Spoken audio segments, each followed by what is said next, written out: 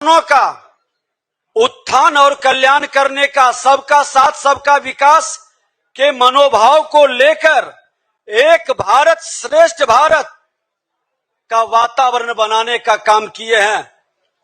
उनका प्रयास रहा कि जातीय जहर को मैं खत्म करूं और देश के अंदर 4 जाति,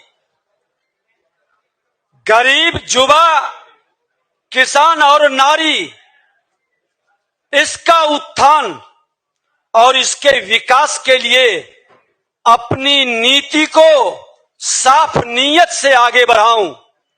उन्होंने लोकल फॉर वोकल के माध्यम से जहां आत्मविश्वास को बढ़ाया, जहां सोच वहां शौचालय के माध्यम से वो इज्जत घर हमारी माता बहनों के सम्मान को बढ़ाया, डिजिटल इंडिया के माध्यम से 2/3 के लगभग युवा नौजवानों के मन के अंदर विकारों से मुक्त होने का, बंधनों से बाहर निकल करके अपने देश और दुनिया के निकट पहुंचने का अवसर दिया है। हर घर मोदी, घर घर मोदी और मैं भी चौकीदार, ये कह कर करके हर भारतीय को चौकीदार के रूप में हर क्षेत्र में चौकीदारी करने का आह्वान और सजग किए। जो व्यक्ति 140 करोड़ को अपना परिवार मानता हो, अपने परिवार के प्रति समर्पित हो, वो वंशवादी, वो परिवारवादी, वो भ्रष्टाचारी और तुष्टीकरण करने की राजनीति करने वाले लोग आरोप लगाते हैं, लोकतंत्र पर खतरा बताते हैं। मैं कहना चाहूंगा कि आज 1,80,00,000 नए मतदाता पहली बार मतदान करेंगे। उनको जानने का अधिकार है कि देश के प्रधानमंत्री जो प्रधान सेवक के रूप में क्या क्या काम किए हैं। भारत के स्वर्णिम काल के रूप में ये पीरियड का शुरुआत हुआ है 21वीं सदी के भारत का, जो देश का सम्मान विश्व में भी बढ़ाया, देश के नेतृत्व विश्व में भी विश्वास को हासिल किया है। आज युवाओं के साथ साथ देश के हर वर्ग के जनता के लिए मोदी जी की सरकार समानांतर विकास की उच्चतम गति से आगे बढ़ रही है। पिछले 10 वर्षों के भीतर स्टार्टअप इंडिया के तहत 1 लाख से अधिक नए स्टार्टअप की शुरुआत, साथ ही 100 से ज्यादा यूनिकॉर्न उभरकर सामने आया है। ये नौजवानों को डिजिटल योद्धा के रूप में वो भी जान रहा है, पहचान रहा है। पीएम आवास योजना के तहत 4 करोड़ परिवारों को लाभ मिला। 80 करोड़ से अधिक लोगों को भूख से नहीं मरने दिया गया। ये भारत के प्रधानमंत्री जी का गरीबों के प्रति एक समर्पित भाव और गरीबी उन्मूलन के लिए एक बड़ा संकल्प है। उज्ज्वला योजना के तहत 10 लाख करोड़ लोगों को एलपीजी कनेक्शन दिया गया। जल जीवन मिशन के अंतर्गत लगभग 14 करोड़ ग्रामीण परिवारों को लाभ पहुंचा है। स्वच्छ भारत अभियान के तहत लगभग 12 करोड़ शौचालय का निर्माण। नई शिक्षा नीति के तहत भारतीय मूल्यों पर आधारित आधुनिक शिक्षा प्रणाली का कार्यान्वयन सुनिश्चित किया गया। लोग अपनी सांस्कृतिक विरासत को भी जाने और अपने विरासत से प्रेरणा लेकर ठहरी हुई विरासत को आगे बढ़ाने का एक नए संकल्प को साकार आज के युवा करे। ये नई शिक्षा प्रणाली के तहत देश के प्रधानमंत्री जी ने किया।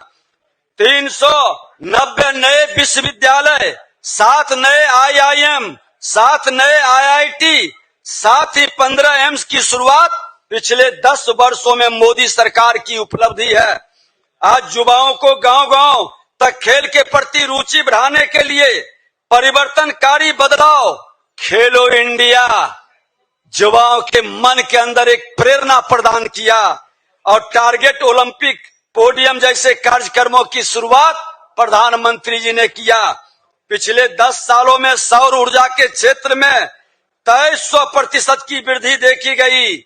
डिजिटल इंडिया के तहत 5G टेक्नोलॉजी और यूपीआई जैसे सुविधाओं का लाभ आज देश के गांव तक पहुंचा है और विश्व के लोग भी सराह रहे हैं, स्वीकार कर रहे हैं। आज G20 का शानदार आयोजन भारत के अंदर कर करके विश्व के विश्वास पर भारत की प्रगति को जिस तरह से इन्होंने रखा है, लोगों ने स्वीकार किया है कि भारत विश्व गुरु की ओर कदम बढ़ा चुका है।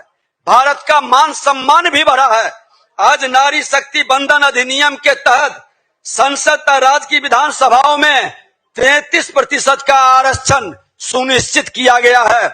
मैं आपको बता देना चाहता हूं कि आज बिहार को जनधन खाता 6 करोड़ से ऊपर, आयुष्मान भारत 1 करोड़ से ऊपर, उज्ज्वला योजना 1 करोड़ से ऊपर, किसान सम्मान निधि 82 लाख से ऊपर, अन्य योजना 8.5 करोड़ से ऊपर, जल जीवन मिशन 1.6 करोड़ से ऊपर बिहार के अंदर चल रहा, स्वयं सहायता समूह 1.27 करोड़ महिलाओं के लिए और 36,032 करोड़ ऋण भी उपलब्ध कराया गया।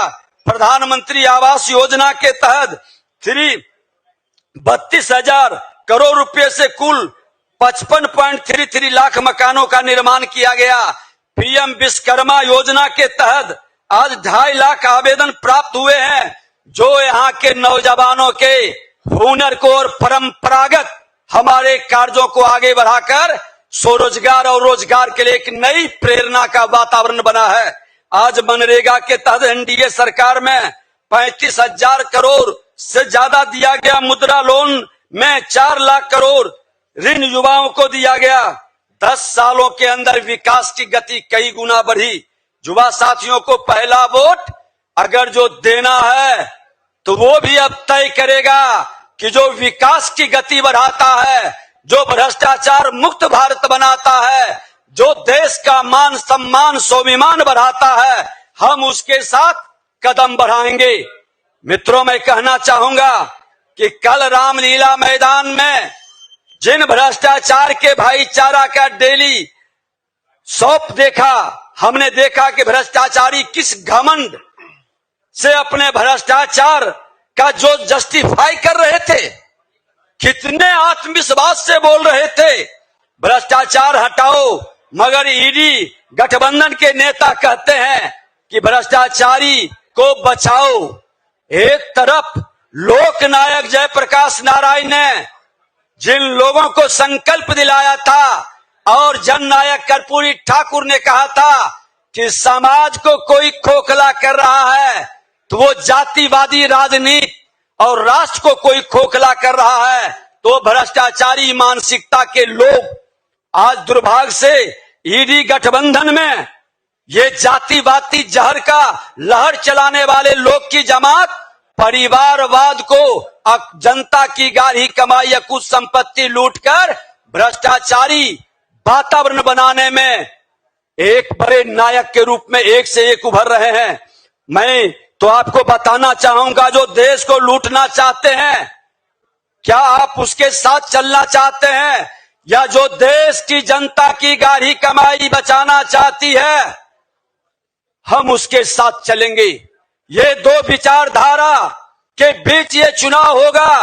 भ्रष्टाचार मुक्त भारत बनेगा या इन भ्रष्टाचारियों के द्वारा भ्रष्टाचार युक्त भारत का नारा दे रहा है, इस पर निर्णय करना होगा।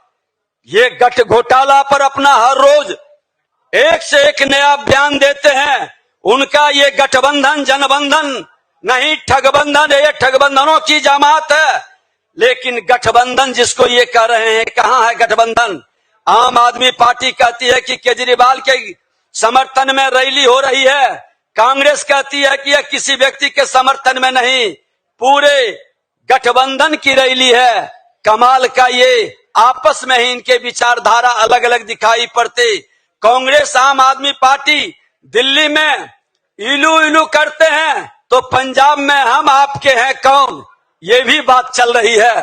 पश्चिम बंगाल में ममता ने साथ लड़ने से इनकार कर दिया, बिहार में आरजेडी ने अपना उम्मीदवार घोषित कर दिया। कर्नाटक में और उद्धव ठाकरे अपने अपने उम्मीदवार पहले ही घोषित कर चुके। कांग्रेस आम आदमी पार्टी छोड़कर सांसद और विधायक जा रहे हैं। उत्तर प्रदेश में कांग्रेस का कोई भाव नहीं दे रहा।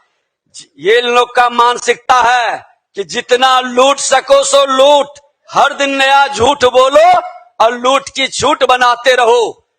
मैं आपको कुछ जानकारी दे दूं कि इनका ये 10 साल के अंदर गठबंधन और विपक्ष की क्या भूमिका रही, क्या सकारात्मक विपक्ष की इन्होंने भूमिका निभाया है। मोदी जी को गाली देने का, देश को बदनाम करने का, हिंदू धर्म को गाली देने का, ये जम करके घोटाला करने का, जांच एजेंसियों को हतोत्साही डुमरलाई या उसके नोटिस को इग्नोर करने का, कार्रवाई हो तो कोर्ट पहुंच जाने का, कोर्ट फटकार लगाए तो विक्टिम कार्ड खेलो, देश के लोकतंत्र पर खतरा बताओ, जनता को गुमराह करो। सारे चोर इकट्ठे हो चुके हैं। जोर जोर से कौन बोलता है, कौन मचाता शोर है, ये पूरा देश जानता है। छाती पीट पीट कर भ्रष्टाचार बचाओ की रैली कर करके ये भ्रष्टाचारी भ्रमित करने का वातावरण बता रहे हैं। मैं तो आपको कहना चाहूंगा कि आज भ्रष्टाचार के मामले में कुछ लोग जेल में हैं, कुछ लोग बेल में हैं। ये भ्रष्टाचार बचाओ रैली में संदेह, ये डपोर संख्यी लोगों की आवाज देश की जनता ने भी सुनी है। इनके नेता देश तोड़ने की भी बात करते हैं। ये देश के शक्ति का अपमान करते हैं। ये देश के अपराधियों को आतंकवादियों के पक्ष में बोलते हैं। ये उदयनिधि स्टालिन के सनातन विरोधी बयान पर चुप रहते हैं। ये अपने घोटाले पर चुप रहते हैं। ये सजायाफ्ता लोगों को सम्मानित करते हैं। ये इनका चरित्र है। ये हिंदू देवी देवताओं के अपमान पर चुप क्यों रहते हैं? ये झूठ आरोप लगाते हैं, बाद में माफी आहिस्ते से मांग करके अपना चेहरा को बचाने का प्रयास करते हैं। पंजाब में जेल पर हमला होता है, आवाज नहीं निकलती है कांग्रेसियों की, उनके गठबंधनों की।